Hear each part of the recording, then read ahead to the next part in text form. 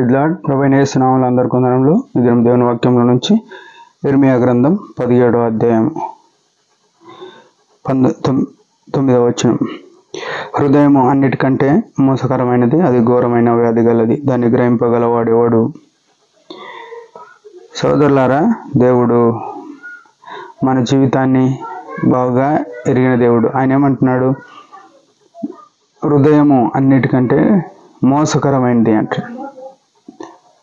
మన జీవితాల్లో మనం అనుకుంటాం, మేము చాలా మంచోళ్ళం, దేవుని సేవ చేస్తున్నాం, లేకుంటే మారు మనసు పొందినాం, పరిచర్య చేస్తున్నాం, యేసుప్రభు సిలువ యొద్ద మా పాపాలు ఒప్పుకున్నాం, యేసుప్రభు సిలువలో చనిపోయిందని మేము నమ్మినాం అని మనం చాలాసార్లు అనుకుంటాం. కానీ మనలో ప్రమాదకరమైనవి అవయవాలు చాలా ఉన్నాయి. అందులో దేవుడు చూసేది ఏంటంటే హృదయము అని మాట్లాడుతుంది. హృదయము లేక మనస్సు లేకుంటే ఆలోచన, ఇది ఏంటంటే మోసకరమైనదిగా ఉంది. ఎట్లా అంటే, నా మటుకు నేను చాలాసార్లు చూడగలుగుతాను, నా హృదయంలో ఉన్న అవిధేయత పతనంను కూడా నేను ఎరిగినాను. ఏమనంటే, ఒక మనిషిని ద్వేషించుకుంటూ కూడా వాళ్ళతో ప్రేమగా మాట్లాడే తత్వము మన మనసులో ఉంది. లేక ఒక మనిషిని మనము తప్పు చూపులో చూసి తప్పుగా ఆలోచన చేసి కూడా వారితో ప్రేమగా అంటే బాగున్నాము అని ఆలోచన చేసేంత ఘోరమైన పతనమైన భయంకరమైన హృదయం కలిగి ఉన్నాం. ఎంత అంటే విషము కంటే ఘోరమైంది ఇది. విషం ఉందంటే దాని దగ్గరికి ఎవరు పోరు, కానీ విషము కంటే ఘోరమైన హృదయము మనలో పెట్టుకొని మనం అందరి చుట్టూ లేకుంటే మన చుట్టూ అందరిలో మనం కలుస్తున్నాం, మన చుట్టూ అందరు ఉంటున్నారు. ప్రియమైన వాళ్ళారా, ఎవరికి వారమే ఈ హృదయం కలిగి ఉన్నాం. అయితే ప్రభు అంటున్నాడు, దీని నుంచి నేను విడిపించబడాలి. ఇర్మియా 36:26లో ఉంటుంది. ఏమనంటే, మీకు రాతి గుండె తీసివేసి మాంసం గుండె ఇస్తానంటాడు.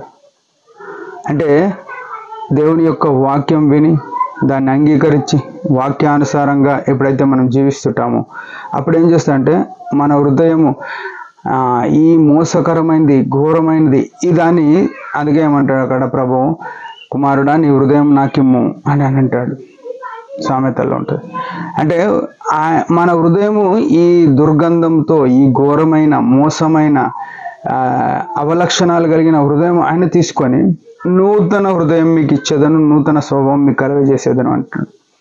నూతనమైందంటే యేసు ప్రభును మహిమపరిచేది, మనుషులను ద్వేషించేది కాదు, మనుషులను ప్రేమించేది, స్వార్థంతో ఉండింది కాదు, నిస్వార్థమైంది. అందుకే భూమి మీద కొండ మీద ప్రసన్నంలో యేసు ప్రభు అంటాడు మత్తయి సువార్తలో, సాత్వికులు ధన్యులు, వారు భూలోకమును స్వతంత్రించుకుంటారని. అంటే నిస్వార్థమైన జీవితంలోనికి వస్తాం. మన హృదయమును ప్రభుకి ఇచ్చేవారమైన మనం ఇచ్చినట్టే ఇస్తాం, కానీ ఆలోచనలు కోరికలు అన్నీ మనవే. మనం ఎవరన్నా అడిగితే మారు మనసు పొందినావా, దేవునికి నీ హృదయం ఇచ్చినావా అంటే ఎప్పుడో ఇచ్చినా అని చెప్తాం. కానీ ఇస్తాం, కానీ మళ్ళీ మన దగ్గరనే మన లీడింగ్లోనే ఉంటుంది. అది మన అధికారం చెలాయిస్తాం మన హృదయం మీద. అందుకే సామెతలు అంటాడు, కుమారుడా ఆయన అధికారమునకు ఒప్పుకొనుము అని ఉన్నది. ఆయన అధికారం ఏం చెప్తుందంటే, నూతనమైన రీతిలో ద్వేషం లేకుండా, కల్మషం లేకుండా, ఘోరత లేకుండా, మోసం ప్రేమ కలిగి ఉండేది ఆ హృదయం మనకిస్తాడు దేవుడు. ఉదయకాలం నిజంగానే మన హృదయం ఘోరంగా ఉంది అనే విషయం మనం ఎరిగి ఆయన చెంత క్షమాపణ కోరి ఆయన ఇచ్చిన నూతన హృదయం కలిగి నూతనమైన జీవితం జీవిద్దాం. దేవుడి మాట దీవించిన ఒక చిన్న ప్రార్థన. పరమ తండ్రి యేసు ప్రభు నామములో వందనాలు. ఉదయకాలం ఇచ్చిన ఆయుష్ని బట్టి స్తోత్రములు. నీ యొక్క అడుగుజాడల్లో నడవడానికి కృప నీ మనస్థితులు అర్పిస్తూ మమ్మల్ని దీవెనకరంగా మార్చమని యేసు నామములో ప్రార్థిస్తున్నాం తండ్రి, ఆమేన్. మీరందరి పరిచయం గురించి భారంగా ప్రార్థన చేయండి. Praise the lord.